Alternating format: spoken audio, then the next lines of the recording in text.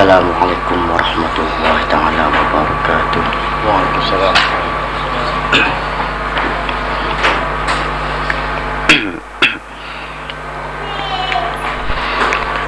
A'udzu billahi minasy syaithanir rajim.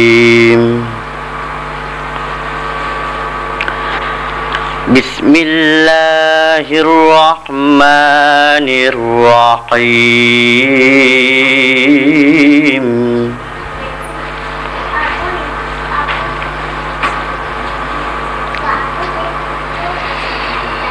Ya ayyuhan nasu ubudu rabbakumul ladzi khalaqakum walladzina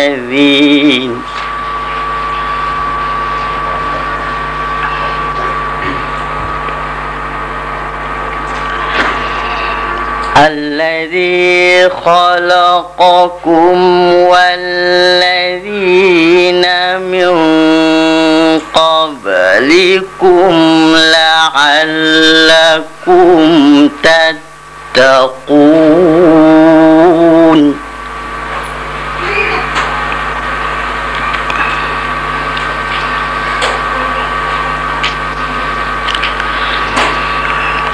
الذي جعل لكم الأرض فراشا والسماء بناء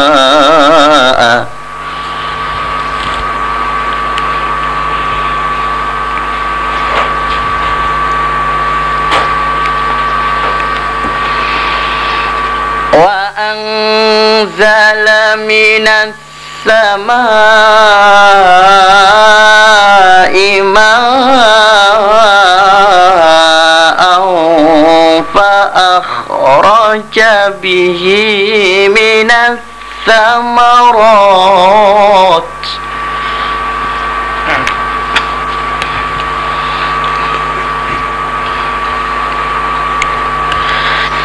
فأخرج به من الثمرات رزقا لكم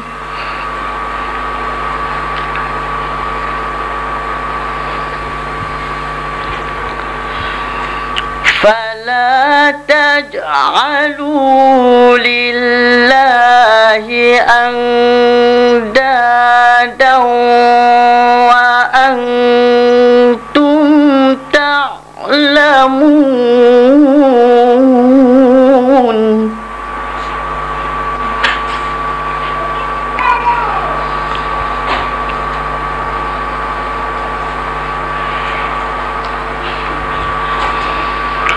وإن كنتم في ريب مما نزلنا على عبدنا فأتوا بسورة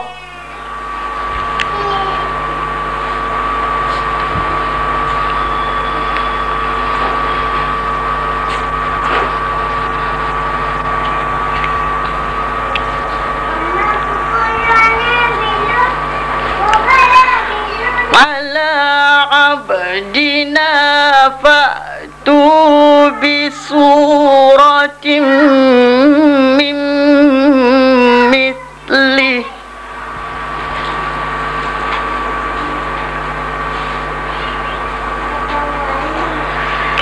وادعوا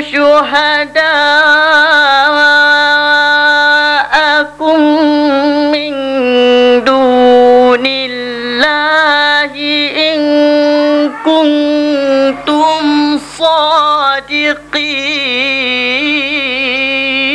صادقين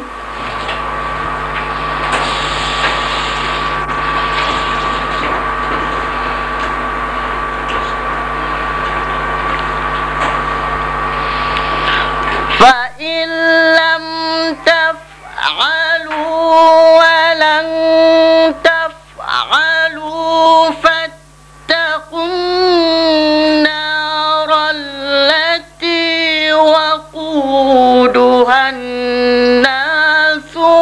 الحجارة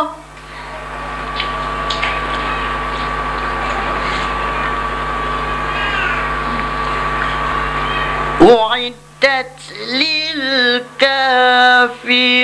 للكافرين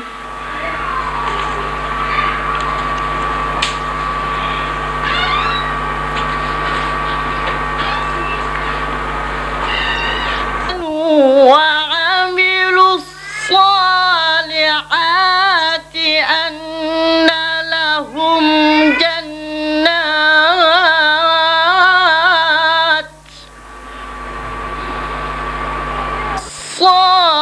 الصالحات أن لهم جنات تجري من تحتها الأنهار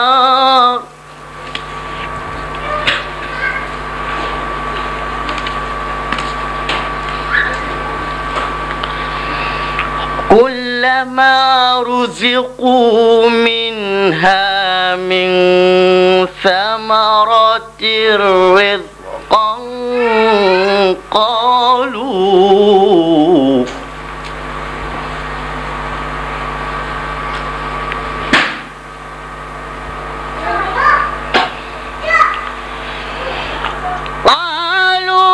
هذا الذي رزقنا من قبل وأتوا به متشابها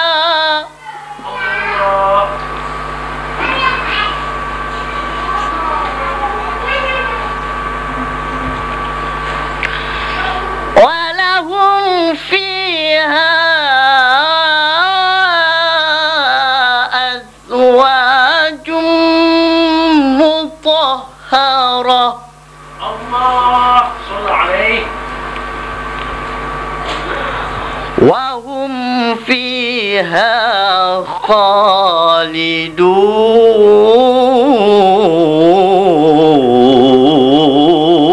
خالدون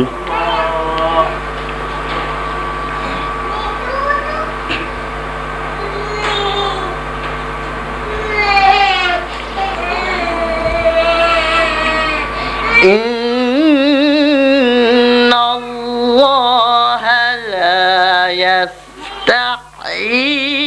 يستحيي أن يضرب مثلا ما بعوضة الله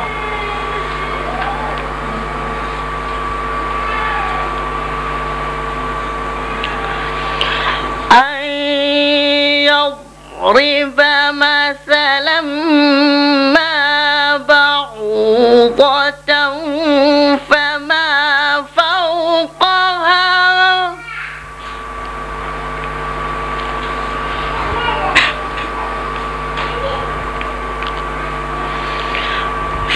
فأما الذين آمنوا فيعلمون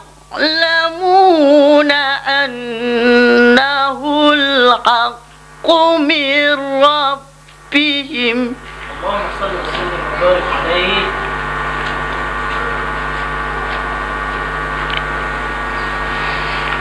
وأما الذين كفروا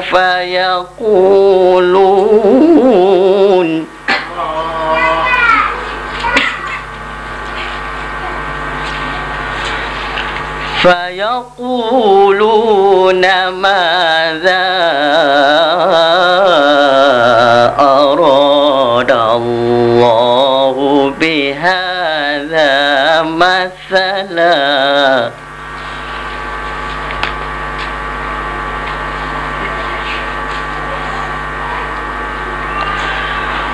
يضل به كثيرا ويهدي به كثيرا. صلوا على النبي.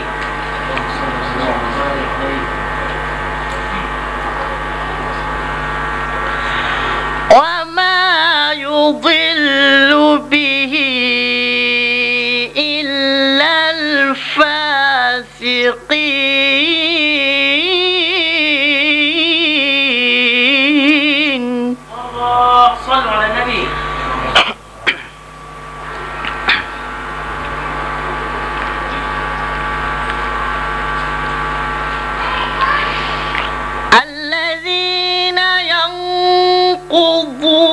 عهد الله من بعد ميثاقه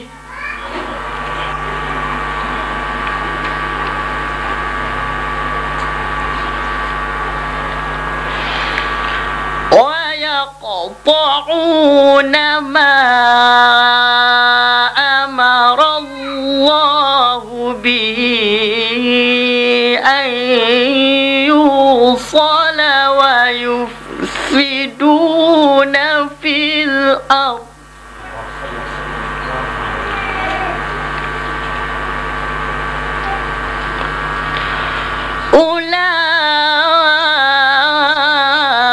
أولئك هم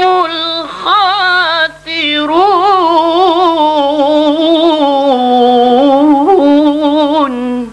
صلوا على النبي.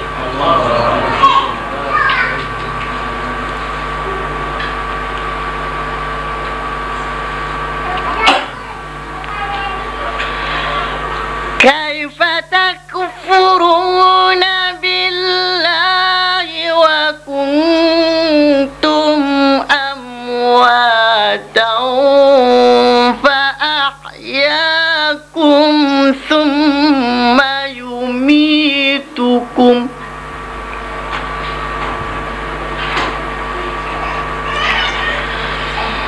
ثم يحييكم ثم إليه ترجعون.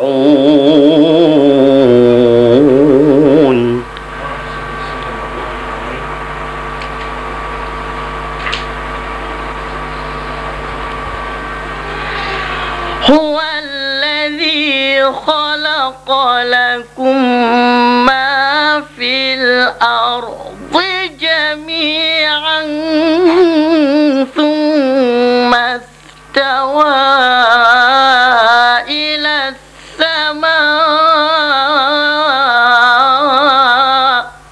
الله صلوا على النبي.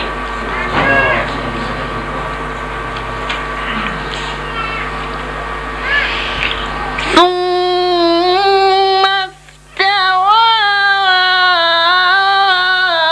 إلى السماء فسواهن سبع سماوات الله.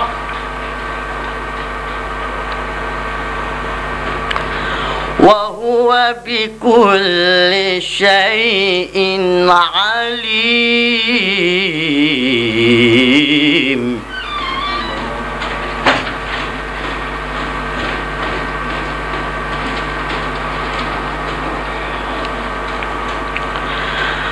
وإذ قال ربك للملائكة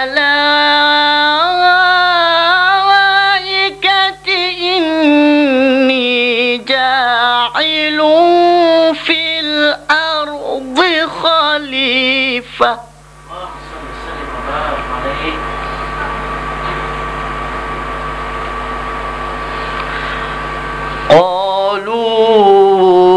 قالوا أتجعل فيها من يفسد فيها ويسفك الدماء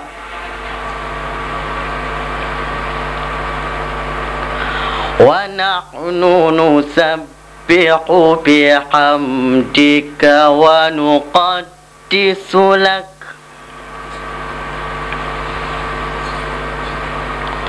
قال إني أعلم ما لا تعلمون.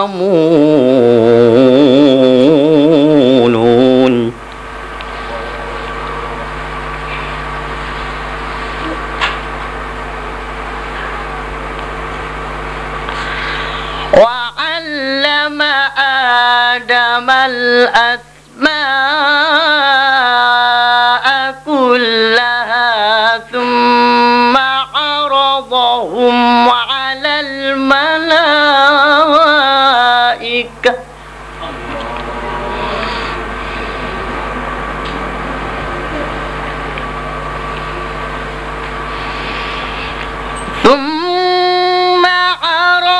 عرضهم على الملائكة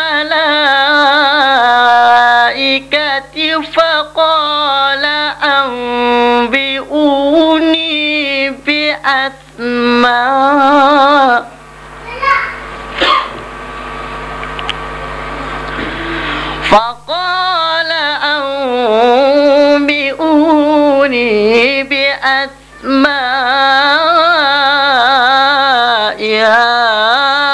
هؤلاء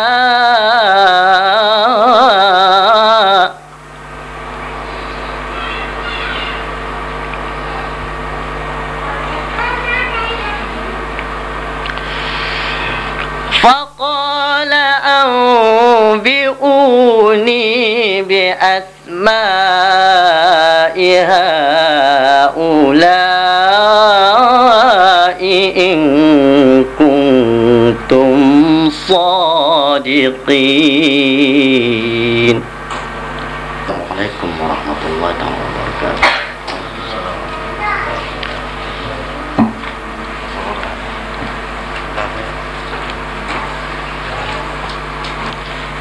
Jazakumullah khairan katsira diucapkan kepada Kakanda Muhammad Hashim Ni'mat yang telah membaca ayat suci Al-Quran bagi menambahkan keberkatan di dalam majlis kita. Jadi untuk agenda seterusnya, di depan saya ni, di tangan saya ni ada file-file, dan dalam file ni ada dokumen-dokumen ataupun surat-surat penting mengenai diri masing-masing, itu yang berkaitan dengan keluarga.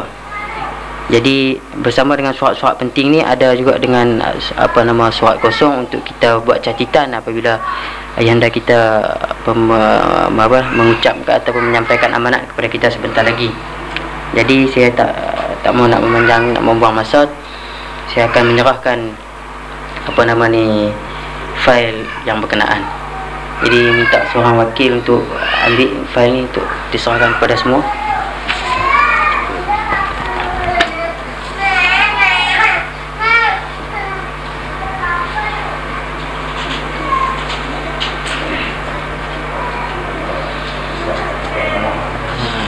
Demi ada piano untuk catatan apabila ucapan amanat akan disampaikan sebentar lagi.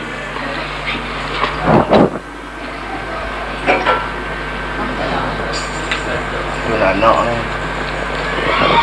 menantu tak ada.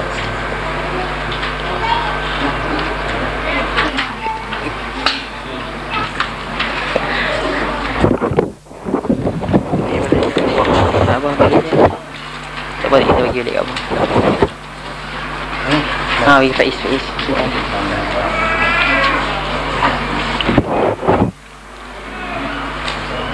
Jadi di sini saya mengambil kesempatan dan nak memberi sedikit ucapan sebelum ayahanda kita menyampaikan amanat. Jadi kami daripada anak-anak, menantu apa semua, supaya mendoakan supaya ayahanda sentiasa dipanjangkan umur, dimurahkan rezeki dan bertambah kesihatan untuk menyambung perjuangan yang belum selesai lagi. Jadi dengan tidak memanjangkan masa lagi, saya menjemput ayahanda Ni'mat Yusof untuk menyampaikan ucapan amanat beliau kepada kita semua. Falyatafaddal mashkura. Alhamdulillahirabbil alamin wa bihi nasta'in. Wassalatu wassalamu ala sayyidil mursalin wa ala alihi wa sahbihi ajma'in. Rabbi shrah li sadri wa yassir li amri wahlul 'uqdatam min lisani yafqahu qawli. Allahumma alhimna marashida umurina wa 'idna min syururi anfusina min sayyiati a'malina. Amma ba'd. Alhamdulillah,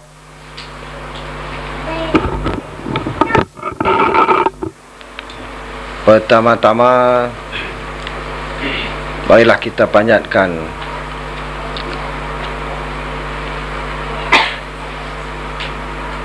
setinggi-tinggi kesyukuran kehadrat Allah SWT atas peluang dan kesempatan yang kita perolehi bersama pada malam ini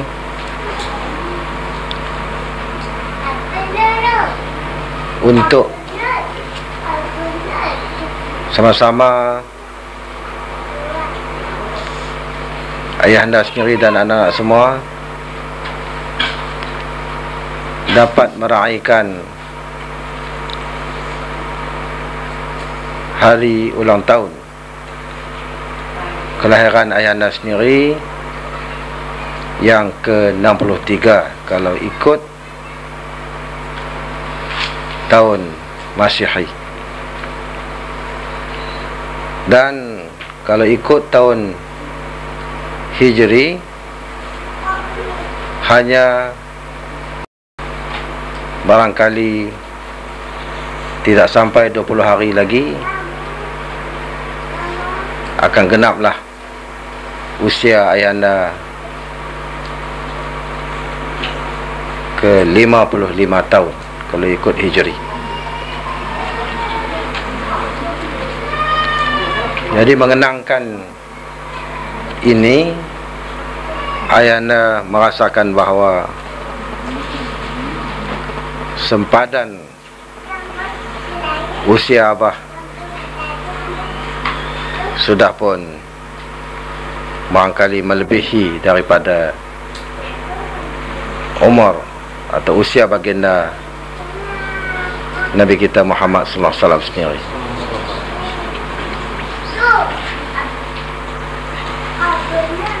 Dalam tempoh yang sebegini rupa, ditambahi dengan pelbagai keuzuran yang dihadapi atau diidapi, rasanya patut sangatlah ayahanda menyambut hari ulang tahun kelahiran yang ke-63 ataupun yang ke-65 ini dengan satu pertemuan dengan anak-anak yang dikira lebih berarti daripada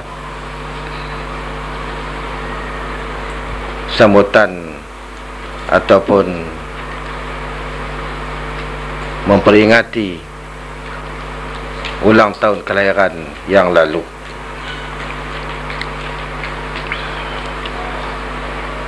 Rasanya masih banyak hal-hal yang belum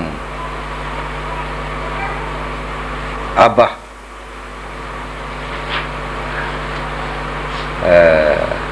sampaikan kepada anak-anak, terutamanya hal-hal yang wajib mengenai dengan apa yang patut dibuat yang berkaitan dengan peribadi abah sendiri, tentang sangkutan-sangkutan dengan masyarakat, dengan wadah-wadah perjuangan yang abah tinggalkan, yang pernah abah ceburi, dan dengan juga sangkutan-sangkutan yang mesti dijelaskan.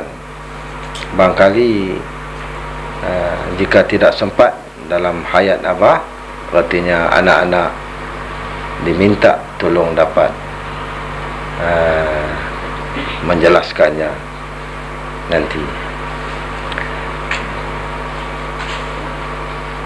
Untuk pendedahan yang lebih jelas kepada anak-anak semua,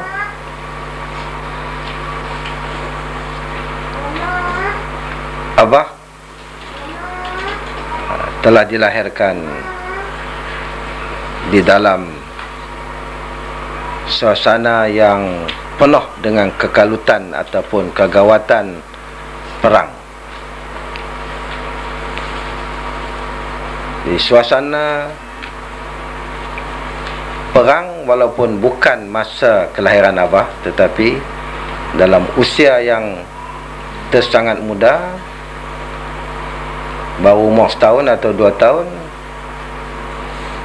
negara kita telah dilanda oleh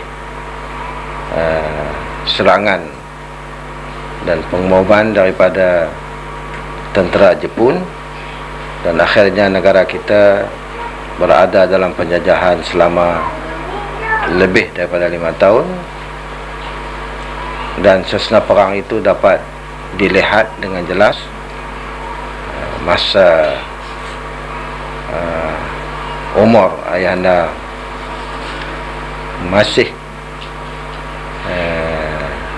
2, 3, 4 tahun dan terpaksa kena berpindah rendah daripada tempat kelahiran, iaitulah Kepala Batas Peramperai, menuju ke destinasi baru, iaitulah di Padang Sera, di Seputih, iaitulah tempat di mana nenek Na Abah, iaitulah bapa kepada ibu Abah yang bernama Abdul Hamid, tinggal di Seputih. Dan di sanalah Abah dimasukkan untuk belajar di sekolah Seputih, sekolah Melayu Seputih yang berada di Pekan Padang Sera, sebuah pekan kecil pada ketika itu. Dan antara kawan-kawan sedarjah yang masih di dalam kenangan Abah ialah Pak Rashid, iaitulah bapa kepada menantu Abah sekarang ni, iaitulah Edi Rosilan. Kami sempat berada sama-sama 2 tahun belajar di sekolah itu dan kena berpindah lagi dalam zaman darurat dengan kekalutan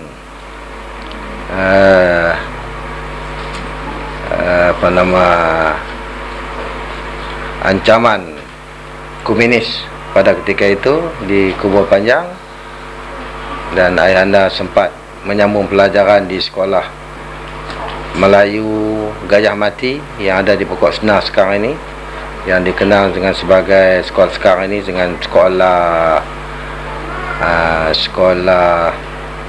Wan Abdul Samad, nenek dah kepada Wan Farihan. Tak lama kemudian Abah dipindahkan ke pondok, tempat di mana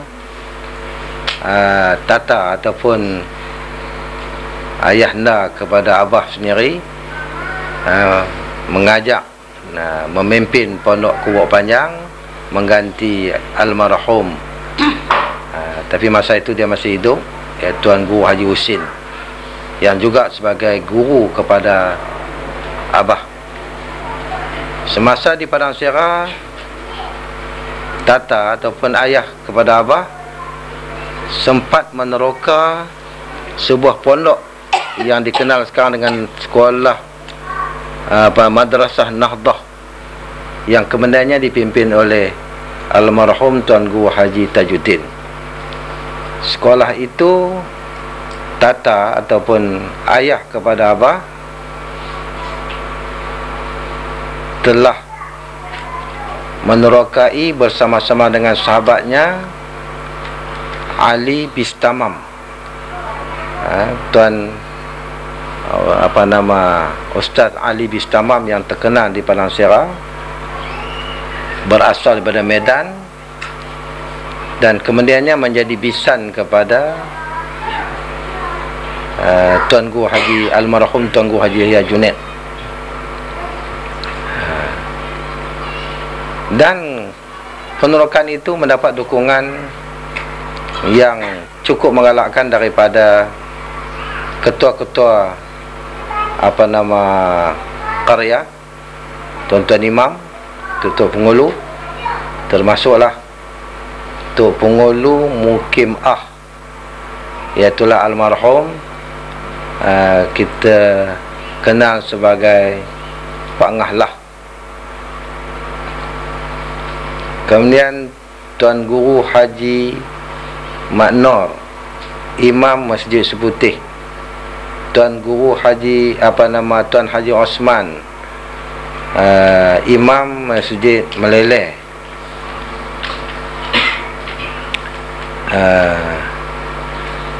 Tuan Pengulu Darus yang masih hidup sampai sekarang.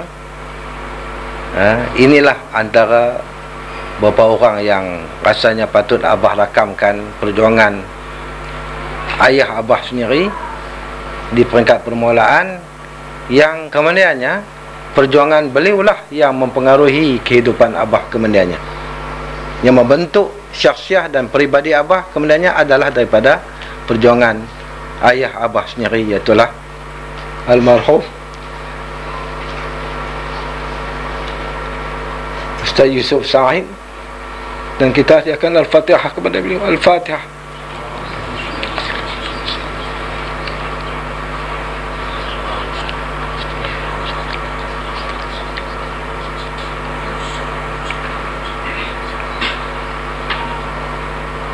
Tidak lama tata ataupun ayah Abah Yusuf bin Said berada di Padang Syirah, beliau berpindah untuk memimpin sebuah pondok di Kubur Panjang. Dan sebelum beliau berpindah ke Kubur Panjang, Pondok Meleleh telah dipimpin oleh almarhum Tuan Guru Haji Ahmad Tajuddin. Tuan Guru Haji Tajuddin Meleleh. Walaupun ayahanda Abah ataupun ayahanda Syekh Yusuf tidak banyak ilmu, belajar tidak sampai ke peringkat tinggi, tapi pengalaman beliau dan kegigihan beliau telah dapat menggambarkan syakhsiah beliau sendiri, kegigihannya, dan beliau telah banyak melaksanakan kerja-kerja yang tidak sepadan dengan ilmunya, hingga orang menyangkakan bahawa Syekh Yusuf adalah mempunyai kelulusan yang tinggi.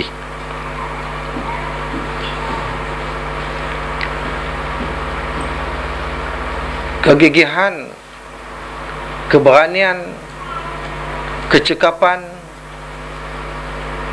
ketahanan beliau dalam hidup ini, walaupun di tengah-tengah kemiskinan yang timpa menimpa, telah memberi suatu sumbangan yang besar kepada kehidupan Abah sendiri, kerana daripada kemiskinan, kepayahan, kesusahan, kegigihan dalam perjuangan, ketahanan, itulah yang membentuk peribadi Abah, syakhsiah Abah, hingga Abah pun dalam hidup dapat melaksanakan kerja-kerja yang susah walaupun dalam suasana yang penuh dengan kemiskinan. Dan ini sebenarnya mestilah dirujuk kepada ayahanda Abah sendiri, Syekh Yusuf, yang kenalnya dikenal dengan sebagai Syekh Yusuf. Beliau cukup banyak kenalannya dengan semua peringkat, atas ke bawah, masyarakat umum, hingga kepada masyarakat yang terbiar, termasuklah golongan-golongan yang dihina oleh masyarakat, tetapi beliau adalah tempat rujukan bagi merawat segala macam penyakit masyarakat yang ada pada ketika itu. Dan ini adalah suatu peristiwa hidup yang sentiasa dilihat di hadapan Abah sendiri, dan itulah juga yang kemudiannya membentuk apa yang ada pada diri Abah seterusnya. Abah juga mengharapkan bahawa segala macam susah payah Abah dalam perjuangan adalah juga menjadi tuntunan kepada anak-anak semua, dan akan dapat dirakam oleh anak-anak walaupun secara tidak langsung. Mudah-mudahan segala apa yang Abah tinggalkan ini akan menjadi sebagai satu khazanah yang berharga kepada anak semua bagi membina hidup dalam semua lapangan, terutamanya dalam perjuangan untuk menegakkan Islam ini. Kalaupun ada suatu benda yang boleh dikenang daripada apa yang dilakukan oleh Abah dalam pendidikan, maka ini semua adalah selain daripada ilmu yang dipelajari, maka yang lebih itu adalah daripada pengalaman yang Abah timba daripada didikan ayahanda Abah sendiri, iaitulah ayahanda Syekh Yusuf bin Sa'id.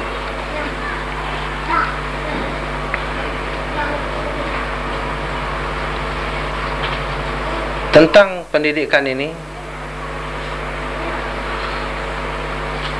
selain daripada apa yang dipengaruhi oleh ayahanda Abah sendiri, maka Abah sentiasa melihat bahawa ada satu perkara yang paling besar berdasarkan kepada apa yang Abah perhatikan daripada hadis Nabi sallallahu alaihi wasallam, kullu mauludin yuladu 'alal fitrah.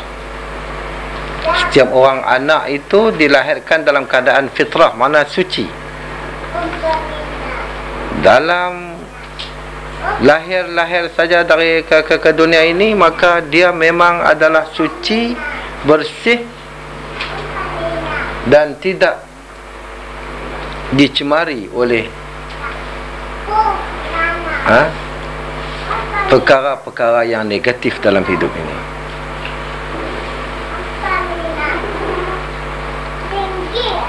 Jadi kemudian anak ini yang rosak tak rosak pun, fa'abawahu, dua ibu bapaknya lah,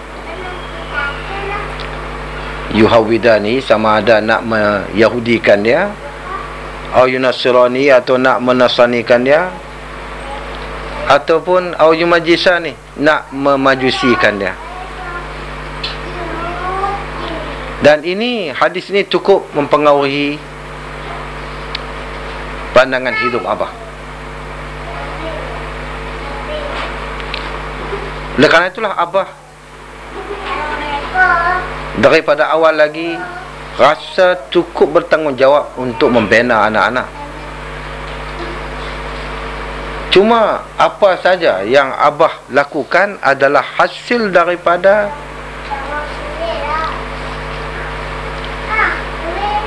satu teknik yang Abah lihat di sana sini, dan tidak juga boleh dinafikan bahawa kadang-kadang dipengaruhi oleh emosi, berlaku oleh kerana pengaruh emosi. Maka pada ketika itulah Abah cepat-cepat beristighfar kepada Allah Subhanahu Wa Taala. Abah tidak pertahankan apa yang Abah buat ini semuanya betul belaka. Karena kadang-kadang manusia yang lemah itu dipengaruhi juga oleh emosi, marahnya dan sebagainya. Tapi Abah sentiasa cepat-cepat beristighfar. Mudah-mudahan Allah ampunkan apa yang telah terlanjur dalam pendidikan ini. Namun demikian, semua yang Abah lakukan ini adalah berdasar kepada perencanaan.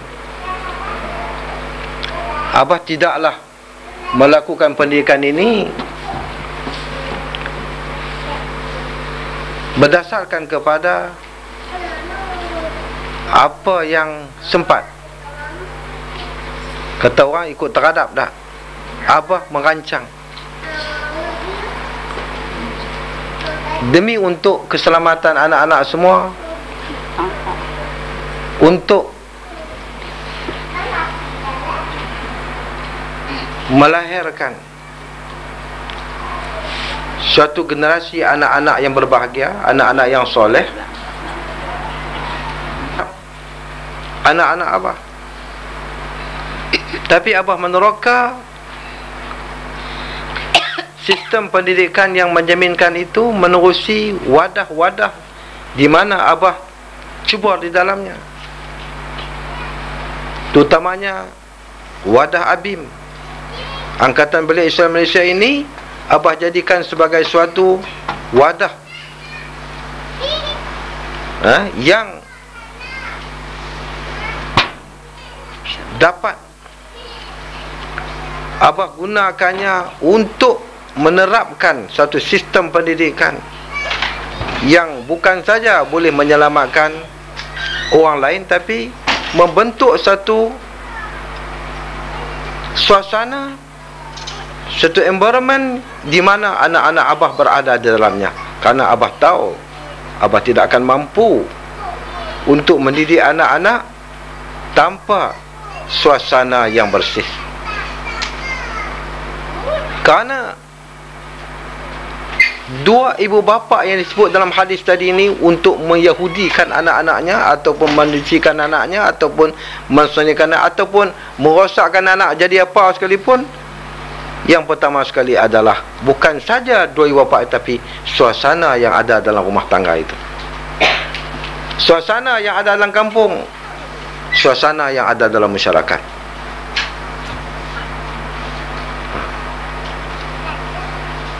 Hatta apabila Abah bawa anak-anak semua ke Derang ini, yang sebelum ke Derang ni Abah bawa ke Kelantan, perkampungan yang lebih dikenal dengan nama Jamaah Ustaz Osman Muhammadi. Abah tertarik ke sana kerana mendengar peribadi Osman Al-Muhammadi, dan kemudiannya di sana Abah berkenalan dengan Abdullah Sharif. Dan daya tarik utama kepada Abah ialah nama Osman Al-Muhammadi ini, bukan Abdullah Sharif. Walaupun Abdullah Sharif akhir-akhir ini telah dikenal pasti sebagai orang yang sudah menyeleweng.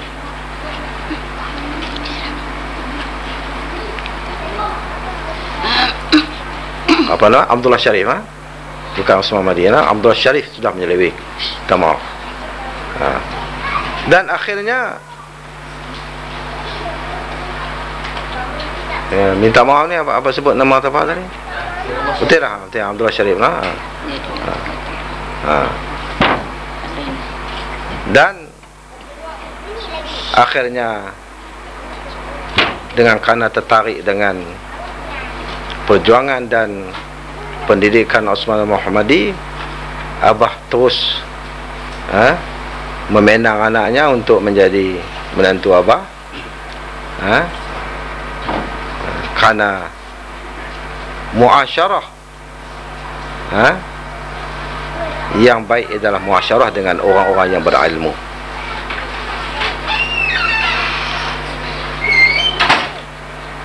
Jadi daripada berada dalam suasana masyarakat di Kelantan yang dirasakan bahawa ke sini, dan akhirnya bagi memenuhi cita-cita dan tujuan bersama-sama dengan para sahabat, kawan-kawan daripada Abi, kita terokai perkampungan Derang ini, yang bukan saja bertujuan untuk membuka sekolah, tapi untuk membina perkampungan Islam supaya selamat anak-anak semua dalam suatu environment, dalam suatu suasana. Sebab nak mendidik orang dalam suasana yang kalang kabut mungkin tak tercapai. Jadi kita nak kena cari suasana. Maka kerana itulah selain daripada membina orang, mencari orang yang untuk jadi kawan kepada anak-anak, maka kita juga kena membina satu perkampungan untuk melahirkan satu suasana yang boleh mempengaruhi kehidupan kita dengan satu kehidupan yang diridai oleh Allah Subhanahu wa taala.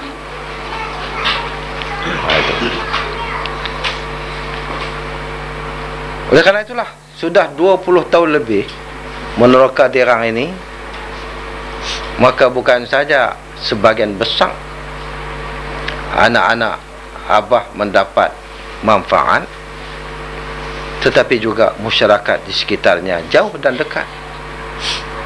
Mudah-mudahan segalanya itu akan menjadi pahala yang berpanjangan dari semasa ke semasa. Perjuangan yang diteruskan di atas landasan pendidikan yang ada di daerah ini akan terus berpanjangan sampai hari kiamat, dan insya-Allah mudah-mudahan limpahan kebaikan daripada kesan pendidikan ini akan menjadi habuan kepada Abah dan guru-guru yang sedang berjuang, dan tenaga-tenaga yang sedang meneruskan perjuangan di Ma'had ini. Itulah yang Abah harapkan.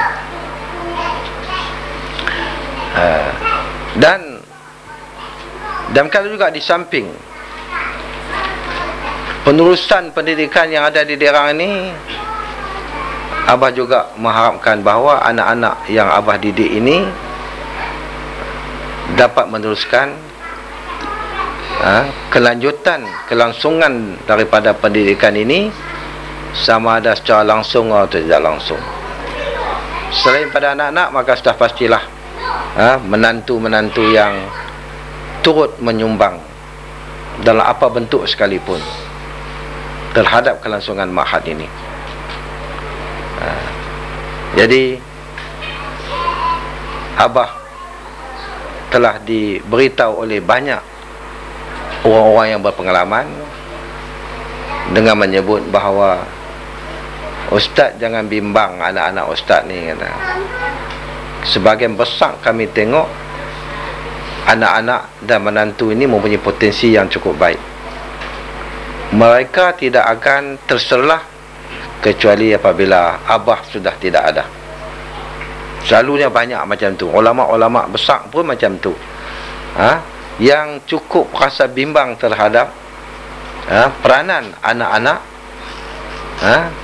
dalam cita-cita perjuangan, tapi realitinya bahawa anak-anak ini rupanya terselah peranan mereka selepas daripada bapa mereka tidak ada. Jadi ungkapan ini adalah menjadi penawar kepada Abah sekarang ini, walaupun anak-anak secara tidak langsung tidak berperanan, tapi Abah percaya. Cuma satu yang Abah patut pesan kepada anak-anak semua, Abah mendapat sokongan dan dukungan dalam cita-cita perjuangan pendidikan ini ialah menerusi strategi yang cukup halus. Nak buat kerja ni, kita perlu kepada sokongan orang. Sokongan orang bukan dipaksa, bukan didesak, tapi orang menyokong kita kerana mereka faham perjuangan kita. Kepimpinan pun demikian juga, bukan satu benda yang dipinta. Sila patuh kepada saya, sila angkat saya jadi ketua, dengar cakap saya, tak. Abah tidak pernah ada macam ni. Abah tidak pernah membuat pendekatan ini. Abah ditaati, dipatuhi ialah kerana mereka dapat faham apa perjuangan Abah. Abah tidak meminta orang patuh dan taat kepada Abah. Tetapi apabila cita-cita perjuangan apa yang Abah buat ini mendapat simpati umum, di semua pihak, maka terjun dan turun ke padang oleh kerana mereka melihat apa yang Abah buat, apa yang Abah lakukan. Jauh daripada mengajak, tetapi berunding, bermesyuarat, membentangkan apa yang kita nak buat. Macam mana minta pandangan mereka, minta kritikan mereka, walaupun kadang-kadang pandangan mereka bercanggah dengan Abah, dan Abah tidak pun menafikan pandangan itu. Duk bertengkak dengan mereka tak? Ini bagus lagi, ini bagus tak? Abah bentang, Abah tahu pandangan mereka tidak betul, tapi pantang manusia untuk mengatakan pandangan mereka tidak betul. Kita cuma menyambut dengan baik. Kita kena buat cara silat pulut, bukan silat Minangkabau. Silat Minangkabau, kalau lengan tak kuat, patah lengan kita. Silat pulut ni silat Kedah. Orang tua penumbuk dia sambut elok. Itu kata pulut tu. Dia sambut elok tapi tak kena kat dia. Kena kat dia, jadi kawan tu boleh rebah kerana dia sambut penumbuk tu. Jadi siapa bila tengok silat Kedah, silat pulut ni tak pernah dia berkelahi pun. Tu yang kata lebih banyak menari daripada berampai. Jadi begitu. Jadi maknanya Abah cukup berbesar hati kalau anak-anak boleh meneruskan perjuangan Abah ini dengan psikologi yang cukup tinggi, yang jika kita rasa tak boleh nak mempengaruhi orang dengan pandangan, kita diam saat dulu, tengok. Kadang-kadang lepas buat baru jadi, lepas buat lama baru nampak ni dia. Fahamlah masa Abah nak buka derang ni, Masya Allah, adik-beradik sendiri, pak menakan sendiri kata, dia ni sampai duk berasa macam otak dah silap lah. Nak buka derang ni, berhenti Maktab Mahmud, gaji cukup tinggi, kosong, bulat, tak ada apa. Semua kata bodoh belakang. Dia ni kalau tak kena rosak otak, tentu dia tak buat macam ni. Itu Pak Melaka sendiri. Baru lekat lepas 20 tahun dia mai sembang depan Abah. 20 tahun dah. Dah Abah buka derang ni, dah tengok macam dia kata. Dia tolong kata, semua orang kata ni amat silap dulu ni. Lah ni, tengok macam mana, baru dia kata. Jadi dia tolong jawab balik. Tapi nak buat macam 20 tahun, tak apalah, kita sabarlah. Bukan kerana orang ni kata, orang ni kata ada. Semua orang kata bahawa projek ini bukan satu projek sia-sia. Apabila mereka dah tengok depan, beradab dengan anak murid Abah, untuk mengaji kuliah dalam pelbagai kitab. Anak murid ni mengaji kitab ni apa ni di tempat yang besar. Ni anak murid Ustaz Nemat, anak murid derang Melaka lah. Sesudah mereka jadi orang alim, mereka mengajak, baru orang nampak. Kemudian kawan sahabat Abah yang Abah lawat dia di hospital baru ni, dia kata, dulu mereka tak apa, mereka tak kata ke derang ni. Dia cerita balik. Dia cerita balik. Namanya Cikgu Ismail. Dia pun kawan baik dengan Abah dulu. Apa dia tak kata ke derang ni? Lah baru dia tahu. Lah baru ni jadi. Tapi Abah bukanlah. Soal tu Abah tak kira lah.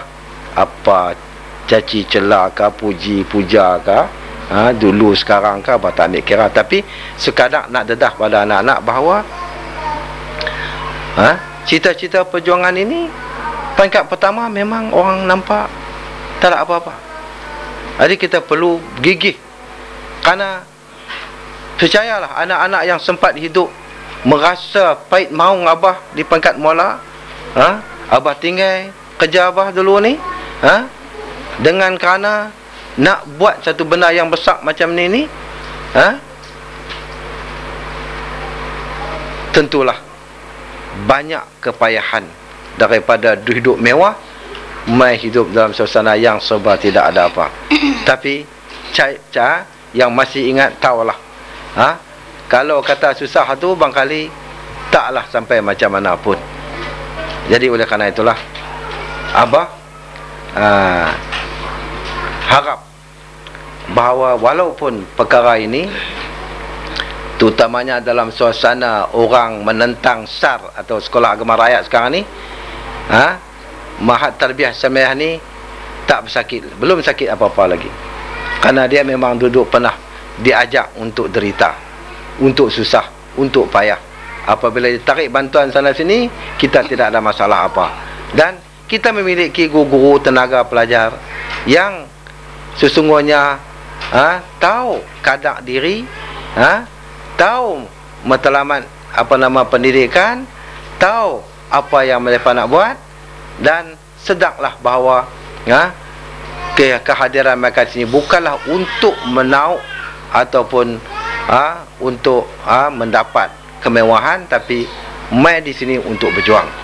Jadi ini adalah satu sumbangan yang besar, dan terutamanya ini adalah pemberian Allah kepada Abah sendiri kerana memulakan cerita perjuangan ini dengan kerana Allah, maka Allah kirimlah orang-orang yang tepat untuk meneruskan perjuangan ini, yang orang-orang ini tenaga-tenaga besar yang menyumbang kepada perkembangan dirang ini. Kalau nak dibeli tak boleh, orang buat tawaran, tapi di sinilah tempatnya, seperti Al-Fadhil Ustaz Fahmi Zamzam dan juga Syekh Nuruddin bin Marbu. Jadi ini adalah orang-orang yang mempunyai kemahiran dan kejenuhan ilmu yang tak payah petikaikan lagi. Tapi di sinilah tempat mereka untuk terus berjuang. Ini maknanya anugerah Allah kepada kita. Dan Abah tidak pernah duit, tidak punya wang, tidak punya harta untuk membeli mereka, untuk membayar kepada mereka, atau untuk apa-apa kepada mereka. Tapi ini adalah pemberian Allah Subhanahu Wa Taala. Mereka jatuh rasa cinta mereka ke dirang ini.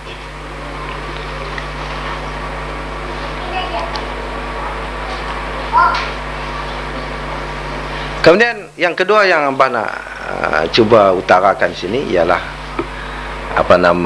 tentang hubungan kita pula. Kita adalah satu keluarga besar. Anak-anak Abah yang masih hidup ni itu ada 15 orang. Ya.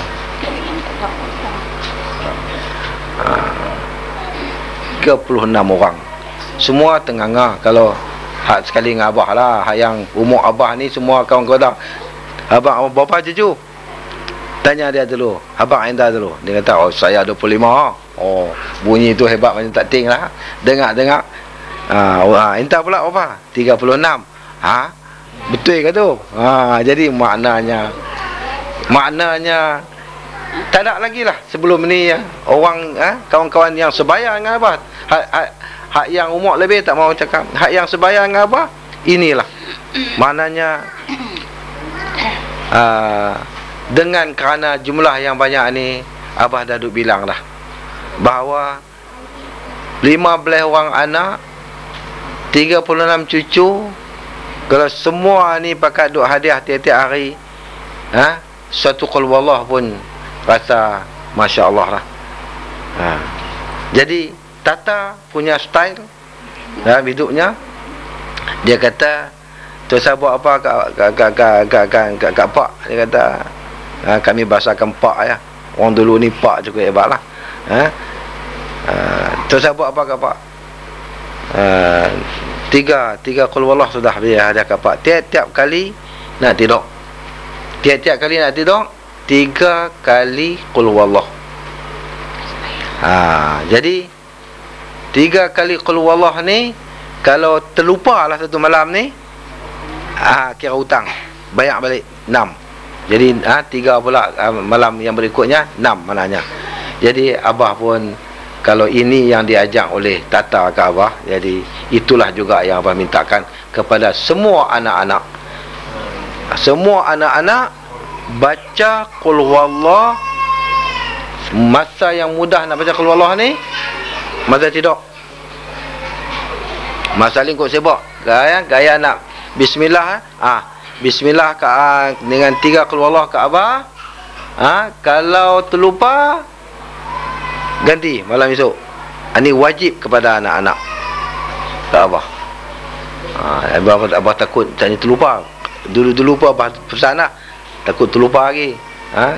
Kalau nak baca daripada Allah pun tak apa. Ambil lajak. Kemudian hak kemenantu ni jatuh sunatnya lah.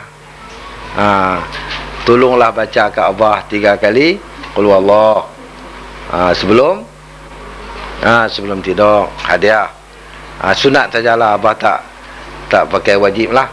Sebab mereka pun ada mak pak mereka sendiri yang mereka nak baca. Ke abah ni sunatnya. Jadi gitulah yang abah harap. Kemudian rasa-rasanya bagi pihak mak pun patutlah abah suruh macam tu juga. Bacalah abah mak sama. Sebab mak ni lebih teruk pada abah belah anak-anak. Dia walaupun hingak pun lebih banyak pada abah. Beletiak pun lebih banyak pada abah. Itu sifat mak. Jangan ambil hati apa-apa kat mereka. Kakak mak ni tak boleh. Betul abah. Dia kata apa ke, dia apa tikan teruk pasal apa, dia jenuh. Kadang-kadang apabila abah tengok kad abah taruh kad dia beranak tu, kad dia sakit picek tu sampai kelas, sila rojok. Dalam fail abah ni semua orang tahu. Tu ada berapa apa yang dia sakit, apa yang dia hidap, hak lekat uri berapa orang, semua ada dalam tu.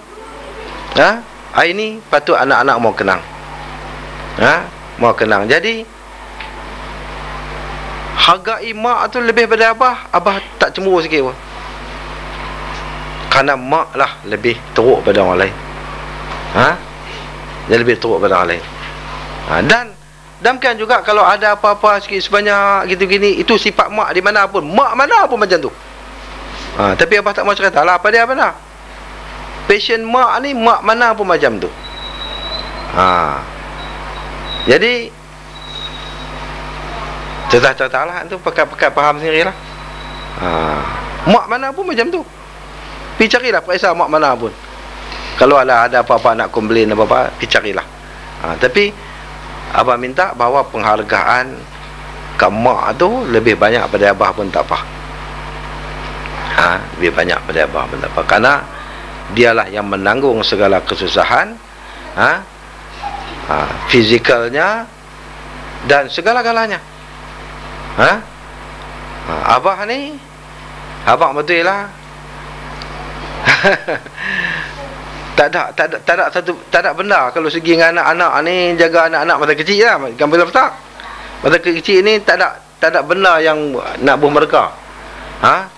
Kain lampin tak pernah basuh, susu pun tak pernah goncang. Adalah sekali ganti satnya, kaya menyerit anak tu. Pasal apa? Bubuh susu panas. Kaya. Mujuklah adik lapnya. Dia orang baik. Jadi benda tak ada mereka abah ni. Jadi tak ada. Anak mana pun tak ada. Jadi abah tak mau nak tak ada ni, nak claim tak boleh. Tak kenang abah ni balik lewat malam papi dakwah sana dia dah cukup dah abah buat tu barangkali. Barangkali itulah juga yang dia sanggup. Jadi oleh kerana itu, apa saja pencapaian yang abah dapat hari ini, baik di derang, baik dalam abim, baik dalam apa, itu adalah kerana mak di samping abah. Depan ni abah, abah, tapi mak tak ada. Tapi dengan kerana dia lah abah boleh buat apa-apa. Jadi kalau bukan kerana itu, rasanya Allah tak tahulah bagaimana susahnya. Jadi Kalau tentang Irfan, mak dia mama dia lah. Bukanlah abah sangat. Sampai kelah macam tu juga. Jadi oleh kerana itu, bagi abah sendiri dalam mengingati hari ulang tahun yang ke-63 ni, rasanya patut abah merakamkan penghargaan yang setingginya kepada mak sendiri, bagi pihak 14 orang anak ni, dan juga kepada uminya, bagi pihak Irfan yang seorang tu. Jadi mana ini penghargaan yang mesti abah rakamkan lah. Kemudian oleh kerana itu, jiwa abah dengan mak ni sentiasa rasa seronok melihat perhubungan baik antara anak-anak dan menantu-menantu semua. Inilah cerita, tengok seronok. Inilah satu hadiah yang besar dalam kehidupan bapa dan mak. Dan satu perkara yang cukup mendukacitakan lebih pada orang yang berkenaan apabila melihat ada keretakan antara anak-anak, sama anak-anak, atau menantu sama menantu, atau anak dengan menantu, menantu dengan anak, atau apa-apa sajalah, suami isteri pun tak usah duk bincang masalah sama ada perkahwinan ni macam mana ke, apakah dia kadang-kadang kita kurang setuju, tapi anak setuju, kita restu juga. Bila berlaku retak, itu cukup tak seronok dengar. Kok mana pun minta supaya pertahankan. Kalau ada lah, kalau tak ada tak apalah, tapi jaranglah yang abah dengar ada keretakan dalam rumah tangga. Cuma sikit sebanyak orang kata lidah dengan gigi itu di mana-mana pun ada. Lidah dengan gigi itu satu benda yang tak dapat dielakkan. Dia mesti ada. Jangan kadang-kadang anak-anak, mak, abah dengan mak pun tang lidah dengan gigi itu satu benda yang tak dapat dielakkan. Tapi ketahanan kita itu yang mesti kita yang kita mesti banggakan. Jadi oleh kerana itulah, bagi abah dan mak sendiri merasakan bahawa anak, menantu pun anak. Bila jadi keluarga, menantu pun anak. Sebab itulah kesayangan, rasa sayang yang ditunjukkan tu tak ada beza. Melainkan kalau hak jenis menantu penyengap sikit tu, kuranglah sikit. Kuranglah sikit. Kalau hak yang jenis ramah tu, lainlah sikit. Tu pasal menantu tu penyengap. Bakak dia penyengap sikit. Bukan tak sayang kat dia, sayang macam lan jugalah. Tapi dia jenis tu. Apa lagi? Jadi begitu. Perempuan pula, Jan, Kak Jan dengan siapa? Zinarah. Tapi sayang kat depa tu macam orang lain jugalah. Jadi begitu. Jadi maknanya abah harap dalam suasana yang sangat baik ini, dan ingat bahawa ada benda sebenarnya untuk kita komplain, untuk kita tak seronok tu memang pasal kita semua bukan malaikat, semua ni macam abah dengan abah dengan adik abah, takkan mereka bagus semua, tapi abah sentiasa jaga. Kalau kadang-kadang adalah masa angin tak bagus mereka pun, main perang, tapi abah tak pernah lawan, tak apa benda. Dia elak. Pasal apa? Ini dia timbul di mana-mana pun macam tu. Ini mujuklah tak ada retak. Abah tak ada retak. Kalau nak ingat pasal retak abah, jenuh gigit kitab tu lah. Tak ada apa. Apa tak ada. Mana Farouk lah. Mana Fira? Tak ada lah. Tak apa. Tak jalan, abang seronok kenang-kenangan dengan dia ya. Jadi begitulah maknanya. Ada benar sebenarnya, tapi kita kena sabar sikit. kena sabar sikit dan cuba ambil perhatian, ambil timbang sikit dia yang jadi, yang dia sebut macam ni pasal apa. Kena teliti banyak. Kadang-kadang sama-sama kita pun ada kawan ni, kawan ni kata, jadi tu kena jaga.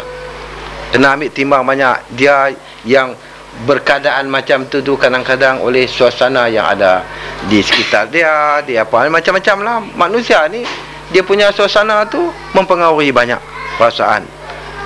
Dua lelaki bini pun macam tu lah. Pasal apa nampak korang senyum orang ni, mungkin ada benar. Kita kena ambil kira. Sekitar sama kita pun macam tu.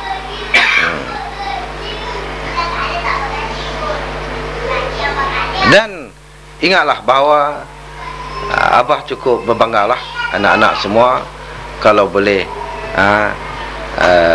usahalah pertama-tama sekali untuk rumah tangga sendiri. Usahalah untuk mendukung rumah tangga sendiri dengan faktor kerjanya, dengan apa kebolehan yang ada kat kita. Buatlah takat mana yang kita boleh, dan jangan pilih sangat kerja ni pun. Apa yang boleh buat, apa yang boleh kita sumbang. Pertama, rumah tangga. Yang kedua, untuk masyarakat dan perjuangan. Apa yang kita boleh, terlibatlah dalam apa saja. Dengan kerja buat kita satu, untuk mendukung rumah tangga. Yang kedua, untuk perjuangan kita pula. Jadi itulah yang kita harap, masing-masing ada sumbangan dan peranan mereka. Jangan sampai tak ada apa langsung. Kata ni bergerak dalam apa ni, tak ada apa, saya ngapa pun tak mahu aku tu. Ya, itu bukan Abah lah tu, bukan daripada Abah. Mana mesti terlibat dalam pergerakan ke, dalam apa ke.